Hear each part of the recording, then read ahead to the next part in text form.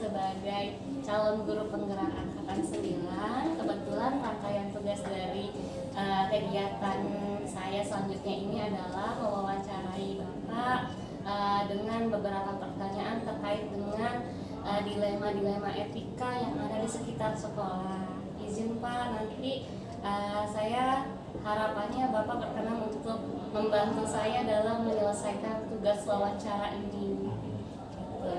Yang diwawancara berapa? Ada 8 pertanyaan yang diwawancara berapa orang?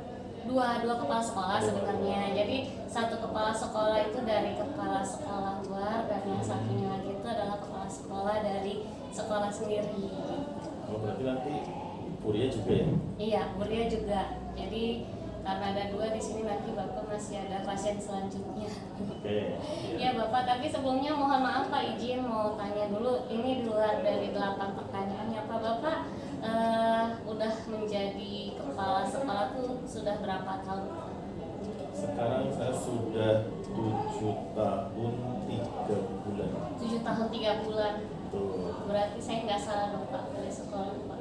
Bertemu sama Bapak, ditakdirkan bertemu sama Bapak yang pasti pengalamannya sudah Mudah-mudahan buana dan saya percaya pasti dari pertanyaan-pertanyaan saya nanti mendapatkan jawaban yang sangat memuaskan dari pengalaman Bapak.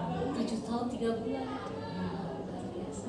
Baik Pak, langsung mulai ya Pak ya. Untuk pertanyaan pertama ini adalah, selama ini bagaimana cara Bapak dalam mengidentifikasi kasus-kasus yang merupakan dilema etika atau rujukan moral? Terkait dengan dilema etika, bagi saya itu memang ada ya, memang ada. Ketika permasalahan itu munculnya mendadak, tapi ketika manajemen yang saya gunakan dimulai dari awal, kalau katakan itu pada siswa, bagaimana siswa masuk, kemudian kesehariannya, evaluasi mingguan, evaluasi bulanan, evaluasi tengah semester, evaluasi akhir semester, dari berbagai segi, etikanya, kemudian penilaiannya, katakan akademiknya, ketika itu sudah berproses dengan baik dan pada titik tertentu, ketika saya mengambil keputusan, maka dilema etika itu tidak akan muncul. Munculnya di awal. Kenapa tidak akan muncul? Karena pada saat titik saya mengambil keputusan, semua sudah ada koridornya, sudah ada aturannya yang menjadi sebuah komitmen di SMP Negeri 45. Jadi kalau dilema etikanya sudah muncul, di awal sudah selesai gitu. Sampai saya tinggal proses pengambilan keputusan berdasarkan sebuah aturan yang berlaku. Aturan-aturan itulah yang menjadi pedoman bagaimana sih teknik pengambilan keputusan.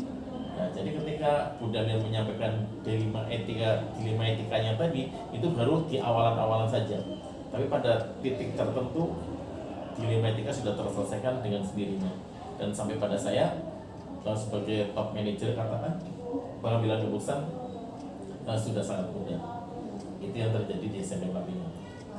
Luar biasa sekali ya Pak ya, kerjasamanya itu ya Pak ya. Baik, berlanjut ke pertanyaan selanjutnya ya Pak ya.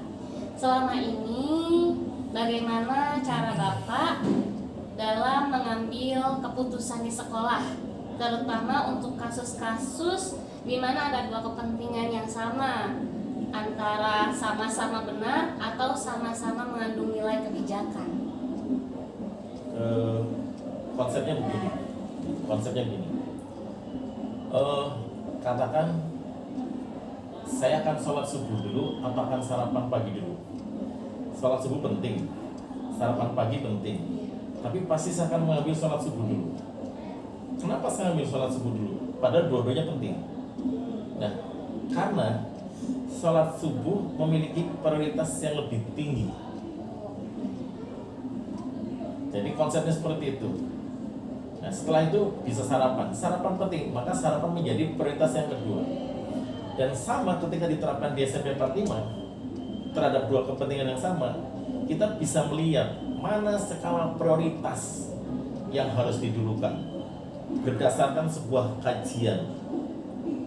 Oke, sama-sama baik, sama-sama penting, sama-sama memiliki nilai moral yang baik, tapi pasti ada yang lebih penting. Gak mungkin dua-duanya harus berjalan sama. Nah, ketika pilihan pada bagaimana memilih dua di antara satu yang lebih penting, maka saya pilih mana skala prioritas. Dan ketika kita sudah tahu kepentingan-kepentingan yang sangat dibutuhkan di SMP 45, maka skala prioritas menjadi proses pengambilan keputusan terhadap dua hal yang sama-sama penting. Dan insya Allah itu hal yang tidak terlalu sulit bagi saya karena sudah berjalan dengan baik. Iya. Gitu. Berarti intinya adalah memprioritaskan yang paling penting dan yang paling urgent gitu ya Pak. Betul. Baik-baik. Selanjutnya Pak, yang ketiga, langkah-langkah atau prosedur seperti apa yang bisa Bapak lakukan selama ini dalam mengambil keputusan? Yang pertama saya jelas menganalisis dulu ya, menganalisis gitu. Apa goal, tujuan yang akan kita capai. Bertitik tolak dari tujuan itu, maka rangkaian akan kita putuskan. Ketika saya mau pergi ke suatu tempat, maka sebelum pergi ada yang namanya persiapan. Persiapan dulu. Kalau di sekolah, persiapan kita buatkan adalah sebuah rapat kerja. Semua orang ikut rapat. Semua orang menghadirkan sebuah program, namanya program masing-masing. Dan di persiapan ini yang dituangkan dalam sebuah rapat kerja, maka dilanjutkan dengan pelaksanaan. Dilaksanakan dengan baik apa yang sudah diprogramkan. Katakan guru BK melaksanakan program kerjanya, kesiswaan melaksanakan program kerjanya, kurikulum melaksanakan program kerjanya, caraka melaksanakan program kerjanya. Akhirnya ini yang kita kenal dengan sebuah sistem. Semua sistem berjalan. Maka langkah ketiga evaluasi. Sebagai pimpinan saya pasti akan mengevaluasi. BK sudah seperti apa, wali kelas sudah seperti apa, administrasi sudah seperti apa, guru sudah seperti apa. Kita bisa mengadakan supervisi dalam bentuk evaluasi. Nah, ketika 1, 2, 3 ini berjalan dengan baik, planningnya baik, pelaksanaannya baik, evaluasinya baik, pasti hasilnya akan baik. Dan ini yang saya kenal dengan sistem yang berjalan. Maaf ya, saya jarang di sekolah, sering tugas luar, tapi ketika sistem berjalan tidak ada suatu masalah ya. Ketika ada masalah kurikulum, maka kurikulum yang bertindak. Ketika ada masalah kesisuan bertindak. Ketika ada sarana bertindak. Ketika ada administrasi, maka TU bertindak. Semua itu tinggal mereka menginformasikan ke saya. Kalau penting banget langsung telepon, kalau tidak begitu penting bisa cukup dengan WA saja. Ini yang terjadi. Jadi udah lihat, saya utamakan sistem itu dari perencanaan, pelaksanaan, evaluasi, dan insya Allah berharap ketika sebuah perencanaan yang baik dilaksanakan dengan baik, hasilnya akan baik. Dan ini yang saya yakin, planning, organizing, executing, and controlling. Itu teorinya Cisteri sudah pakai. Jadi gini ya Pak, kita tuh jadi harus tahu dulu nih tujuannya ya, betul. goalnya mau kemana. Nah, untuk mencapai tujuan itu yang pertama tadi melakukan ini dulu ya, perencanaan. Terus habis itu udah direncanakan, dilaksanakan. Nanti habis dilaksanakan itu baru kita evaluasi. Keren Pak. Selanjutnya, hal-hal apa saja yang selama ini Bapak anggap efektif dalam pengambilan keputusan pada kasus-kasus dilema etika? Sama ya, bagaimana pengambilan keputusan efektif terjadi, katakan itu ya. Yang pasti ada namanya komunikasi efektif. Seorang kepala sekolah mampu mengambil keputusan dengan efektif ketika terjadi komunikasi efektif dengan para wakil-wakilnya, terjadi komunikasi efektif dengan para stafnya, terjadi komunikasi efektif dengan wali kelasnya, terjadi komunikasi efektif dengan tendiknya. Semua ketika sudah terjadi komunikasi efektif terhadap semua yang ada, maka proses pengambilan keputusan itu tidak akan sulit itu. Ya, jadi pengambilan keputusan secara efektif pun berjalan dengan baik. Konsepnya seperti itu. Jadi garis besarnya komunikasi itulah menjadi penentu. Sebab kalau komunikasinya tidak baik, orang tidak nyambung, salah sangka, munculnya negatif thinking, maka yang terjadi adalah konsep bukannya tujuannya baik, malah yang terjadi jelek. Tapi kalau semua orang menyadari informasi yang kita sampaikan nyampe dengan baik terhadap siapapun, dari guru, wali kelas, piket, staf, wakil, dan lain sebagainya, maka semua pun akan semangat menjalankan dengan baik. Konsepnya gitu. Berarti ya caranya itu yang paling efektif itu adalah dikomunikasikan ya Betul. Pak ya. Jangan diam-diam aja. Ya. Itu komunikasinya yang baik gitu ya, yang Betul. efektif. Baik Bapak, luar biasa sekali jawabannya. Lanjut, pertanyaannya adalah hal-hal apa saja yang selama ini merupakan tantangan dalam pengambilan keputusan pada kasus-kasus dilema etika? Tantangannya Pak? Sebenarnya kalau yang saya rasakan kami basisnya menanyakan saya tim 45 ya tim 45 ya, tantangannya justru nggak ada gitu, karena tadi sistem itu sudah berjalan gitu, bisa berjalan. Ya sedikit lah tantangan saya apa, paling cukup sederhana, bagaimana saya melakukan sebuah evaluasi, dan itu pun evaluasi kecil ya, untuk memastikan sistem itu berjalan. Contoh katakan dari sisi sebuah kebersihan ya, saya misalkan melakukan monitoring sederhana, itu kan rutin pekerjaan kepala sekolah. Oh ada misalkan bunga yang mati, potnya kering gitu, kan saya cukup sederhana gitu, cuma difoto kemudian diinfokan di grup loh dengan bahasa yang baik ya, kenapa nih bunganya kelihatannya kurang minum. Tapi hal semacam itu semua langsung bergerak gitu, tidak langsung sulit, karena konsepnya itu permasalahan saya yang ada bukan ditumpuk gitu sehingga menjadi besar, tapi masih kecil pun diselesaikan, masih kecil selesaikan, sehingga sepanjang tahun ya tidak ada suatu tantangan yang besar ya. Tinggal saya ajak semua memberikan contoh, kepala sekolah memberikan contoh sama wakil-wakil memberikan contoh sama stafnya, demikian terusnya. Ketika dari cara kamu memberikan contoh, misalnya kebersihan ya, kebersihan saja, carakannya rajin, kemudian tekniknya rajin, bersih, kemudian semuanya bergabung dengan bersih. Saya yakin siswanya juga ikut-ikutan. Bagaimana sih role model, semua menjadi role model, memberi contoh. Nah maka sama, yang saya utamakan mengajak semua yang ada di dalam lingkungan mampu memberi contoh. Ketika semua mau memberikan contoh, pertanyaan itu menjadi kurang itu. Tantangan apa? Tantangan saya begitu hanya mau memberikan contoh saja, sehingga permasalahan yang berat tidak ada, dan alhamdulillah hampir 2,5 tahun di SMP 45 tidak ada muncul yang berat, sehingga tantangannya sederhana saja. Berarti ya tantangannya nggak ada yang berarti banget ya Pak ya, Tidak ada. karena tadi baik lagi karena Bapak selalu mengkomunikasikan, nggak nunggu berlarut-larut dulu ya, begitu ada ketemu sedikit kerikil, nah jangan sampai kerikil ini malah jadi yang nyandungin gitu ya Pak ya. Wah keren banget Pak. Lanjut ya Pak ya ke pertanyaan selanjutnya, itu adalah apakah Bapak memiliki sebuah tata kala atau jadwal tertentu dalam sebuah penyelesaian kasus dilema etika? Lalu apakah Bapak langsung menyelesaikan di tempat atau memiliki jadwal yang untuk menyelesaikan dilema etika tersebut, dan bentuk atau prosedur seperti apa yang Bapak jalankan? Sebenarnya di awal sudah saya sampaikan, di tingkatan paling bawah saya punya guru mata pelajaran di kelas. Ketika guru mata pelajaran dengan sistem yang diterapkan dia mampu menguasai kelas dengan baik, maka segala perbedaan kepentingan sudah terselesaikan. Ya, kemudian naik ke wali kelas. Wali kelas punya jatah bagaimana komunikasi dengan siswa-siswinya secara langsung sebulan 1 kali. Ketika wali kelas mampu menyampaikan, mengkomunikasikan dengan baik, dekat dengan siswa-siswinya, maka dilema etika pun akan selesai di situ. Jika tidak, maka BK pun selalu mencari informasi sehari-hari. Ketika BK berjalan dengan baik, itu pun akan selesai di situ. Dan saya sebagai kepala sekolah di awal minggu pertama selalu mengadakan evaluasi, baik akademiknya, baik kedisiplinannya, dan berbagai hal. Nah, belum nyampe ke bulan berikutnya, masalah itu sudah selesai.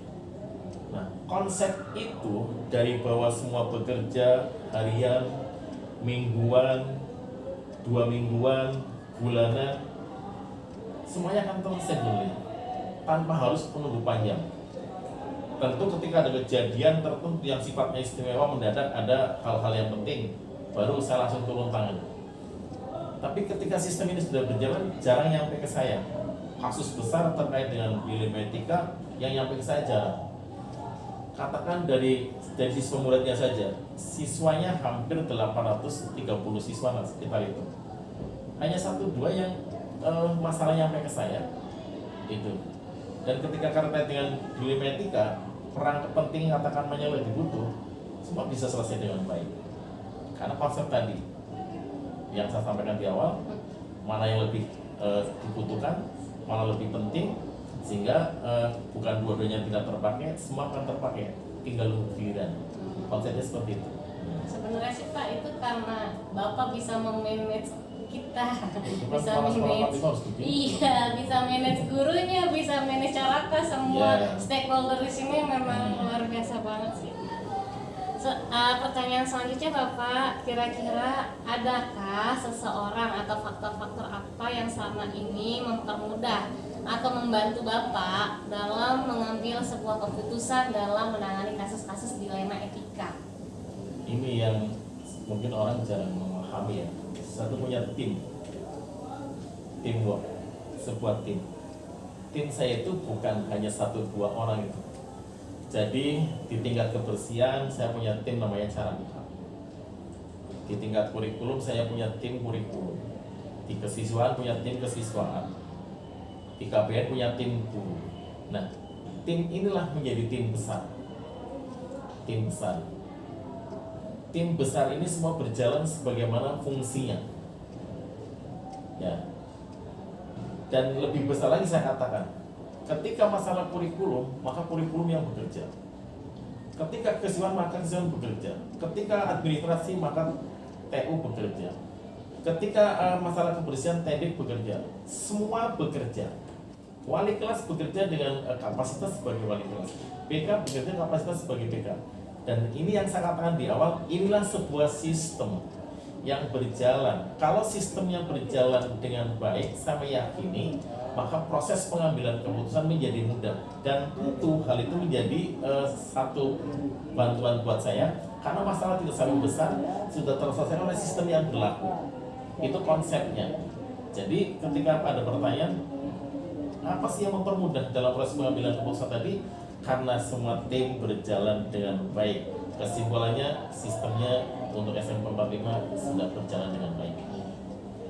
Iya Pak. Jadi intinya gini apa ya, semuanya itu ya udah, semua adalah tim Bapak. Tapi tim itu ada pos-posnya, ya mengerjakan sesuai apa yang sudah menjadi tugas dia, seperti itu.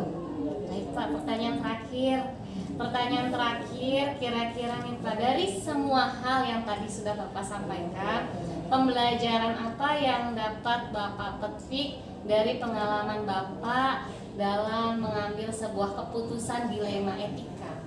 Sebenarnya dari konsep itu sederhana. Ketika ada permasalahan dilema etika, apapun jenis masalahnya, sebenarnya rumusnya satu. Rencanakan dengan baik semua yang kita lakukan. Kita berdarah-darah di dalam perencanaan, katakan semacam itu.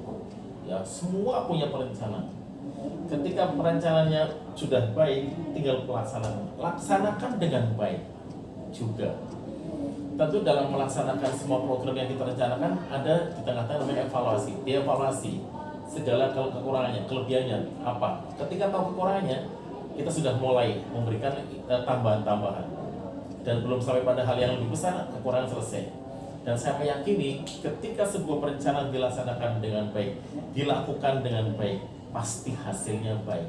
3 konsep ini yang saya lakukan. Perencanaan dengan baik, dilaksanakan dengan baik, pasti hasilnya dengan baik. Dan di dunia manapun kalau konsep itu terjadi, pasti akan baik. Dan itu sudah saya lakukan di SMP Negeri 45 Jakarta. Wah Pak, dari wawancara ini saya makin yakin Pak, saya nggak salah milih 45. Karena kan kemarin saya pilih 45 kan milih sendiri ya Pak ya. Dan ditakdirkan ketemu Bapak, jadi banyak inspirasi. 7 tahun 3 bulan, gimana gak memberikan inspirasi ya Pak ya. Baik Bapak, itu saja pertanyaan-pertanyaan dari saya.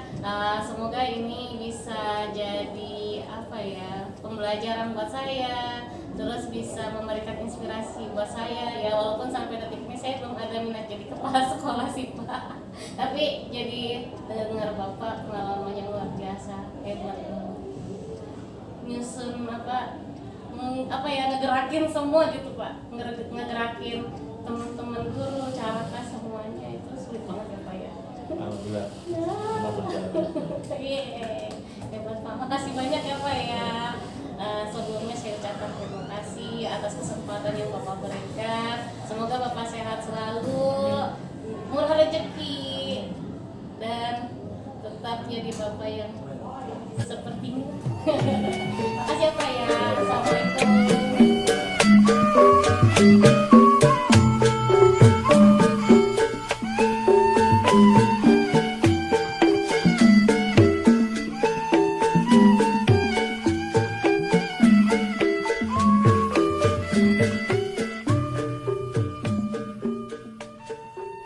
Assalamualaikum warahmatullahi wabarakatuh. Waalaikumsalam.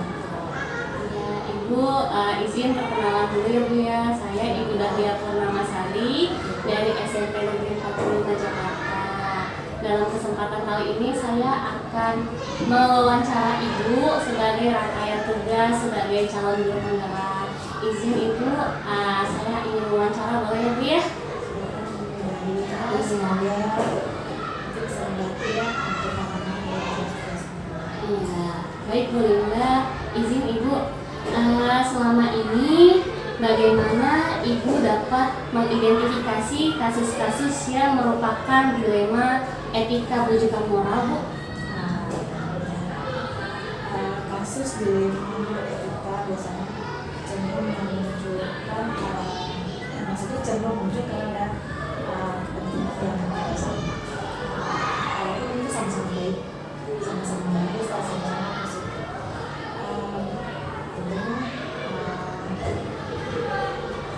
Tentunya unsur-unsur yang ada di sekolah ini kita lakukan ya untuk memecahkan permasalahan atau isu-isu yang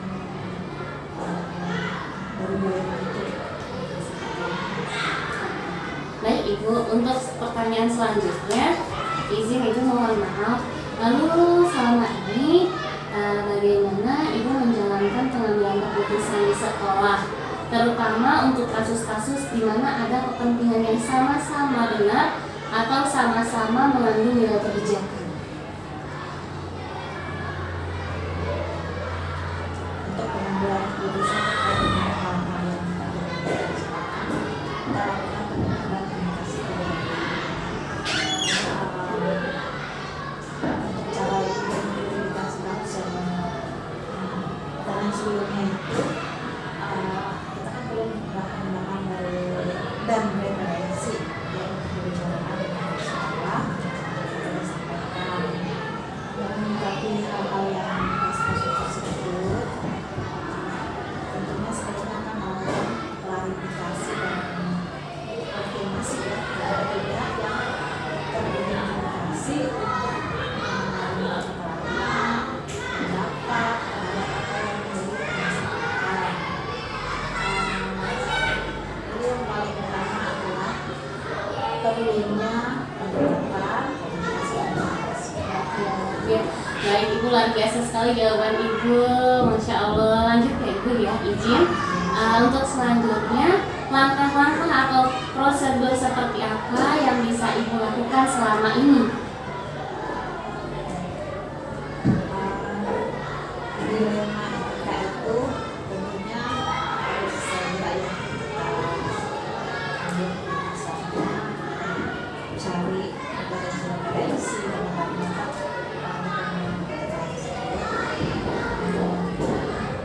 sampaikan dalam menghadap kasus tersebut itu sesuai dengan jobnya atau ini bagaimana nih gitu kan ya. Kemudian melakukan komunikasi, membangun komunikasi dengan unsur-unsur yang terkait tentunya di luar dari sini. Kemudian minta pandangan dari unsur tersebut ya, kalau sekolah sih biasanya tentunya akan menjadi dasar semuanya bisa kita libatkan supaya keputusan itu bisa menjadi lebih baik. Baik Ibu, untuk selanjutnya, kira-kira hal apa saja yang selama ini Ibu anggap efektif dalam mengambil keputusan pada kasus-kasus dilema etika? Dalam pengambilan keputusan itu yang paling efektif ya adalah menjalin dan menjaga keberpihakan melalui masalah ini. Kita berpihak satu kemudian dikomunikasikan dengan unsur-unsur bagaimana kami yang dapat memperkaya keberpihakan dalam memutuskan kasus dilema itu. Bisa langsung putus ini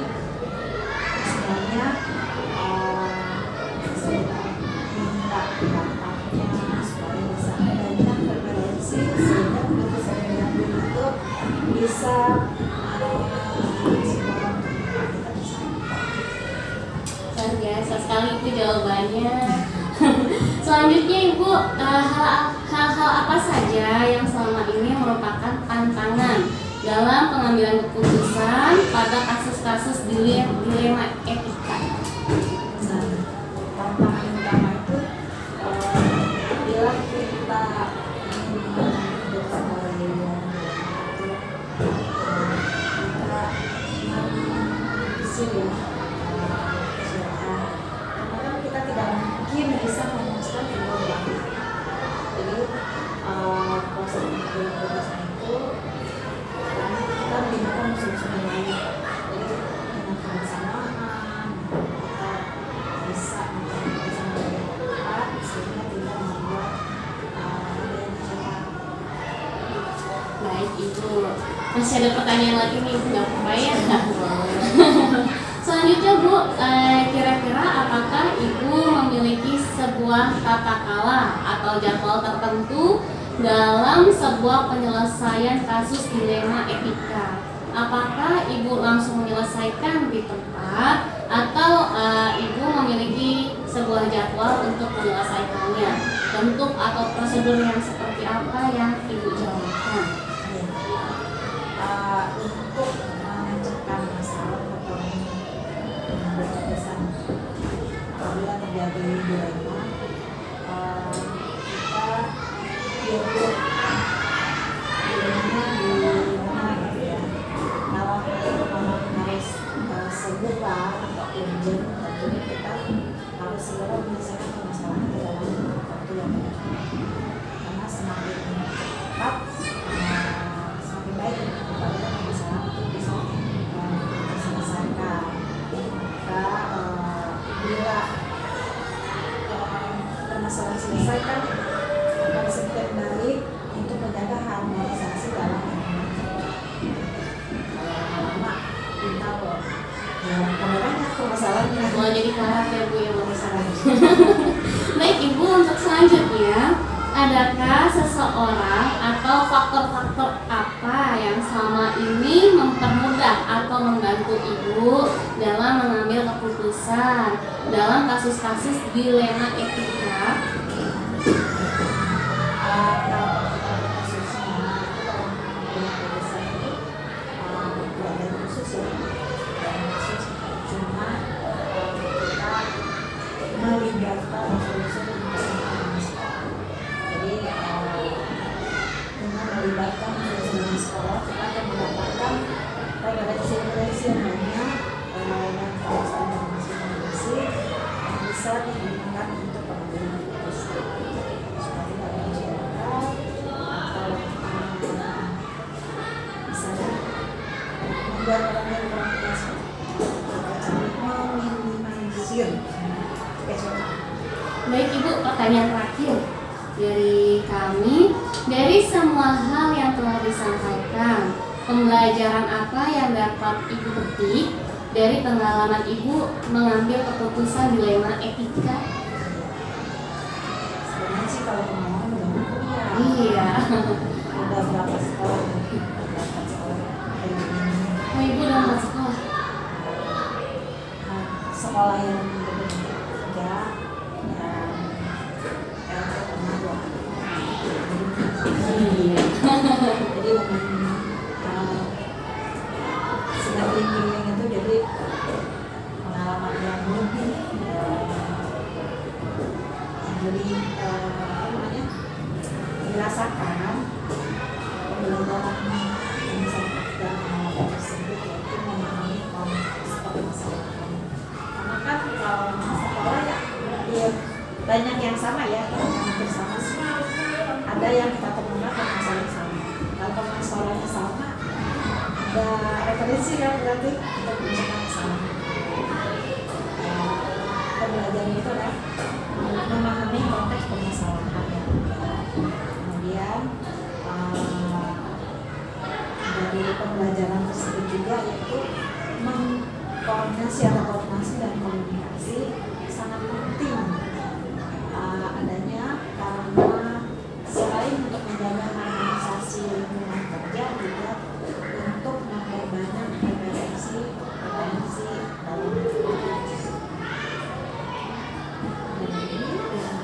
dalam Udah Ibu, cukup untuk pertanyaannya. Luar biasa Ibu, menarik sekali perbincangan kita pada pagi hari ini dengan segala macam dengan segala macam pengalaman-pengalaman Ibu yang udah banyak ngajar juga ya Bu ya sebenarnya ya. Terus juga tadi udah mengepalai 5 sekolah, luar biasa sekali pengalamannya, dan saya ucapkan terima kasih banyak Ibu atas bantuannya. Semoga Ibu sehat selalu ya Bu ya. Mohon maaf mengganggu Ibu, makasih. Makasih ya Bu ya, Ibu maaf ya Bu merepotkan. Terima kasih banyak memang. Sehat terus ya